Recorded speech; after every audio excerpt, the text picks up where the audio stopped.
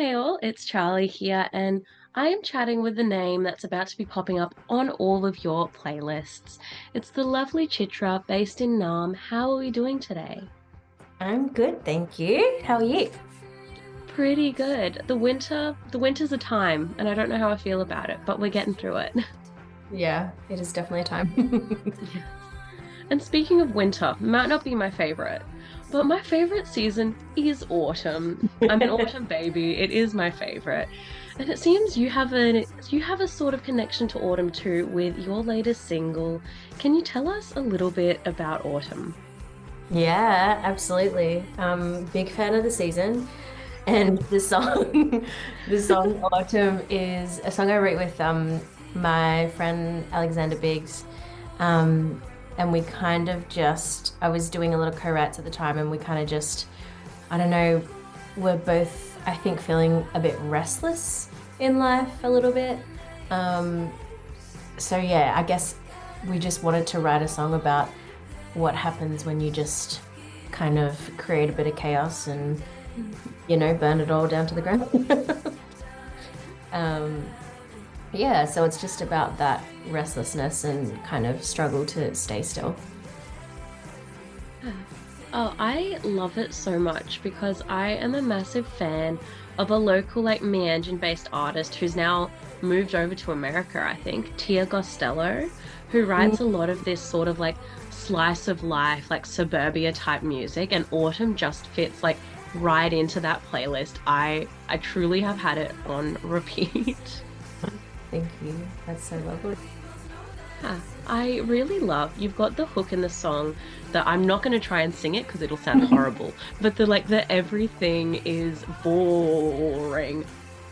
I love it. It kind of it gets stuck in your head. It sounds I'm so much better than glad. that, by the way. That's so funny. Yeah, it is. I feel like it's such a simple little line, but I mean, it gets the point across, doesn't Yeah, it? absolutely. And also, like, it's nothing like far-fetched or fanciful, which I think makes it resonate so much more. Yeah, yeah, Mm. absolutely. I think I love my favorite kind of music is accessible, accessible music, Yeah, Yeah. yeah, absolutely. Everyone can turn it on, everyone can relate to it, and it's not like some hyper-specific situation with like name drops and locations. Yeah, exactly. Just direct. Yeah. And now, August is joining your previous singles as the final pre release from your upcoming debut album called You Can See It When It's Dark. Mhm. First off, I would love to talk about the title here. You can Yeah, see it when it's dark. That's so intriguing. It's like, it's giving horror movie like titles of like, when you see the trailers at the cinemas. I'm obsessed with that. That's Yes. perfect. Can Yeah. you tell us a bit about what does You Can See It When It's Dark mean to you? How did you decide on this? Yeah, absolutely. I mean, I think naming an album is one of the hardest things. Yeah. Because we really just stuck with it. Mm. But You Can Say When It's Dark is kind of just, I mean, it's pretty simple, nothing too crazy, nothing too fancy. But it's just about making everything quiet and still and, you know, just focusing on things that you need to think about, or, when you take that moment, what pops up for you and what do you need to think about. Mm. Because the album itself is kind of like, it's such a, it's all about like figuring yourself out and kind of knowing yourself a little bit better. So I think it kind of encompasses all of that in the title, of just taking a moment to think about, all the different situations in your life and what you've done to be who you are, I guess. Yeah, absolutely. I love that because it's such a thing. It stands out. Like you see a lot of albums and it's like, a two-word title and you're kind of like, okay, I'll forget about it in a day. But this like it stuck with me ever since I saw the announcement of it. I was just like, you think about it for That's a so while. good. I'm so glad. I was worried that it was like way too long. Oh no, that it's like the right amount where it's like it'll stick with you and you won't Yeah. forget it. So that's like it's Yeah. what you need. Yeah, I remember sending it to my friends and being like, "This is crazy." And one of my friends was like, "It's kind of giving Lana Del Rey," and I was like, "Okay, let's Hmm. do that." Hey, as long as the cover art isn't made in Pixar, it's good. Yeah, absolutely. Yes. And yeah, speaking of this album, can you tell us a little bit about what we can expect to hear? Yeah, absolutely. Um, it's kind of like I started writing this album in, God, I don't know, probably like 4 or 5 years ago. Some of the songs I feel like I've been playing for a while, but have, you know, turned into something so different than what they were at the start, which has been really lovely. So it kind of feels like some of these, most of these songs, if not all, are quite lived in by me, um, which is really nice. And I don't know, it feels comforting. Um, but yeah, because it's been such a long time writing it, I think it has a lot of different topics that it touches on as well. Like, um, I mean, I'm always going to write about love, but I Mm. also think that I just love to think about just relationships in terms of not romantic and friendship and conflict between friends and family and things like that. Yeah, yeah. Yeah, honestly, some of the best music I've been listening to lately aren't your traditional love romantic type songs. It's the songs like the slice of life, the friends, the family. I've recently been obsessed with Merpire's new album, as I know you've been showing the love for as well, because there's songs on there that's about your friends. It's about just like coming together and finding your people, and I love it so much. Yeah, it's so good. And it's all just relatable. And I think you can interpret those kind of songs in so many different ways. And at the end of the day, I think they're all songs that people need to listen to at some point in their life, which is nice that it can be there. Yeah, absolutely. And you've mentioned these songs have been with you for a while. You write them and then you're playing them, and then they change, they morph into something else. What was it like then sitting down and going, right, okay, album time. Here's what I'm going to pick. Here's what I'm going to change. What was it like getting to that process for songs and feelings and emotions that you've been sitting with for 4, 5, even more years? Yeah, it's a crazy little feeling because it's like, I think I ended up having like 50 or more songs that I had on my list, that I needed to cut down. Um, and it's hard. I think personally, what helps me is actually having a few people to count on to be like, tell Mhm. me what, what are the best ones because you just have such a connection with them that it feels like you can't cut anything. Um, but yeah, I mean, my experience recording the album was really good because I cut the 50 down to like, oh, I don't know, maybe like 20 or something. And I Mhm. sent all of them just as voice notes, just me and a guitar. And I sent them to John Castle, who was my producer, um, and kind of went, what do you think you can Mm. make out of this? Um, and that was really, really helpful too. Mm. Yeah. Yeah, honestly, I could not imagine having songs that you've written and you've loved and worked on that never end up seeing the light of day. That's crazy to It's like a me. little secret. Yeah. It's kind of I fun. absolutely love it. And also, this album, it has been described, and as I quote, as equal parts danceable release and introspective balm. I love this. Can you break this down for us? Yeah, so there's a bunch of songs. I think I like to kind of think about it as comparing it to my last EP, which was a lot more kind of softer, um, and I think somewhat slower as well. But Mm. I think I just like to like the I was playing those songs for so long, and they're special in their own right. But I think I wanted this album to be kind of like not funner to play, but maybe a little bit funner to play. Because playing slow, sad songs all the time can get you down a little bit.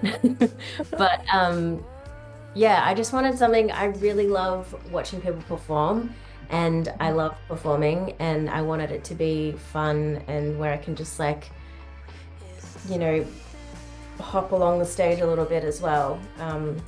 And yeah, I just feel like this album, there are those dancing like tracks that you can dance to. Sorry, my dog is barking in the backyard. Um, tracks that you can dance to, like Big Shot and even Close Proximity. Like it's more upbeat as well. But then there's a song called You Can See It When It's Dark that is more, yeah, it is that softer, yeah, simpler song. Honestly, I love like it's not a duality because it's like a whole spectrum of like different feelings and emotions, but I love having those moments where you can just like forget everything and have a good time and then you revisit it later. Yeah, absolutely. Exactly. And on that note of like wanting to have songs that are a bit more like fun or upbeat, can I ask and dive into if there was any inspirations or major influences behind this album or behind any certain songs? Yeah, do you mean in terms of like other artists or? Yeah, or like other like media, pop culture, anything really. Yeah, totally.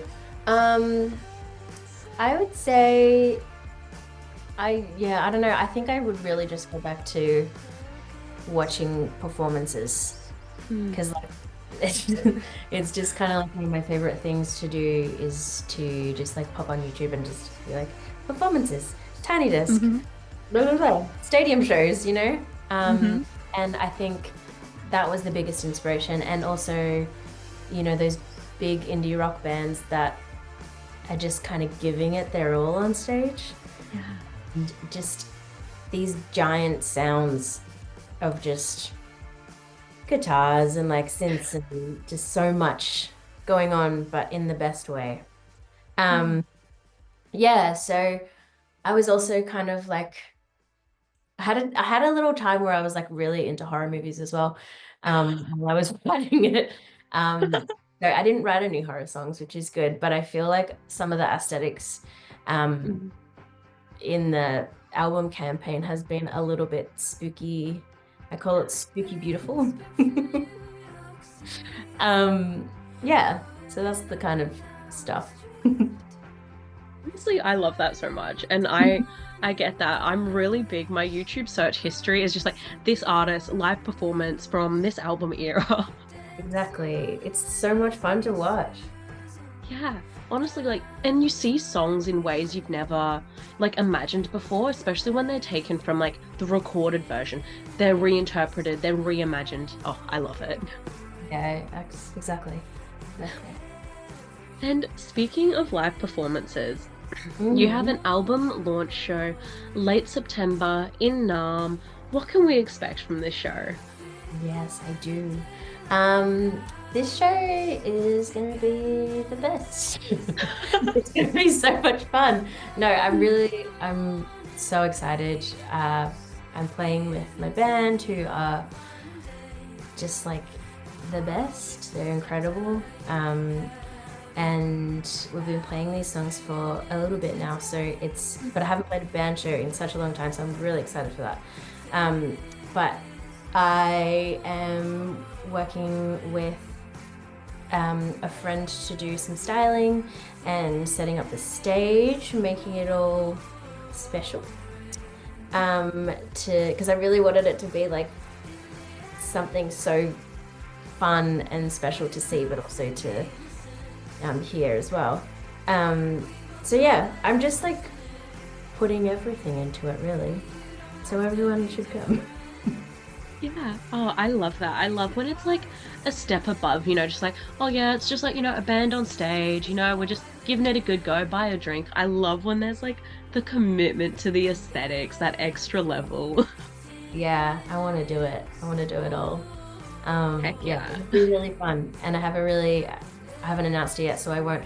But I have a really special guest coming Ooh. to play, and he's amazing. I love that. Okay, if that's not incentive to grab tickets, if anyone is in grab a ticket for me and go, please. And speaking of amazing shows and like diving into local acts in your NAM scene, in the broader Australian scene, I would love to close off our chat today by picking your playlist and hearing which local acts and Aussie acts you've been listening to and loving and would love to give a shout out to. That is so hard. Like both my favorite question, but also the hardest question because Hmm. I just love everyone here. Okay. Well, Merpire, obviously. Hmm. Dog Paul is amazing.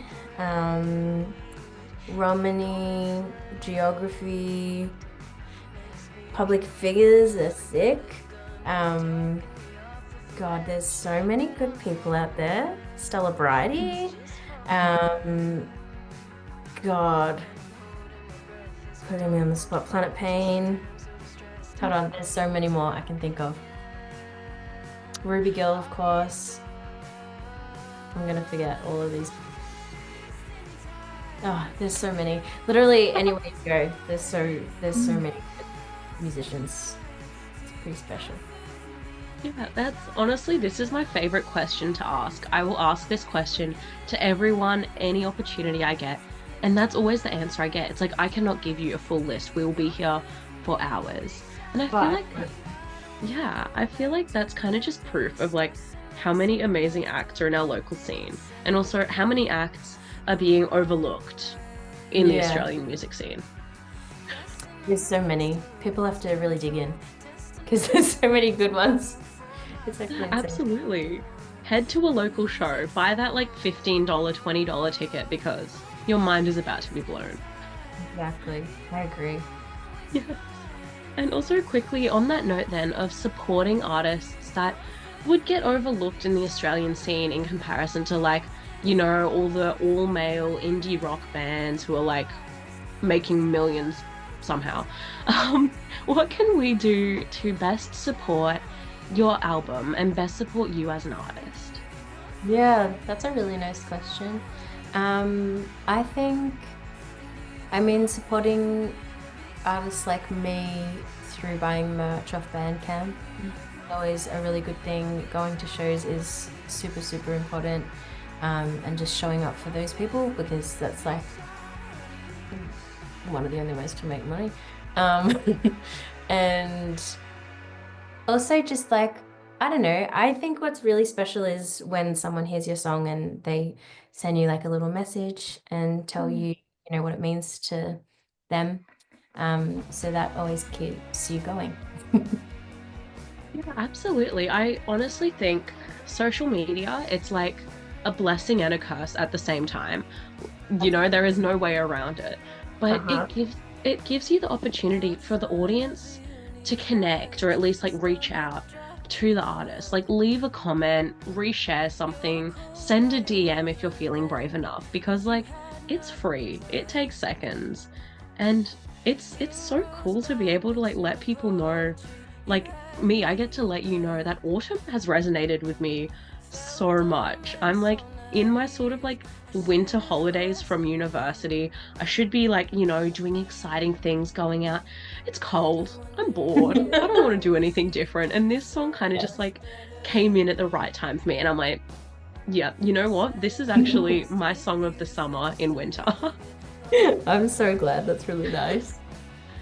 Yes. Oh, I love it so much. I am so excited for your debut album. You can see it when it's dark to be out everywhere. And I'm so excited for everyone to get to sink their teeth into it because I have a feeling they're going to love it as much as we do. Thank you. Yes. And thank you so much for making the time to chat today. My pleasure. Thank you so much for having me.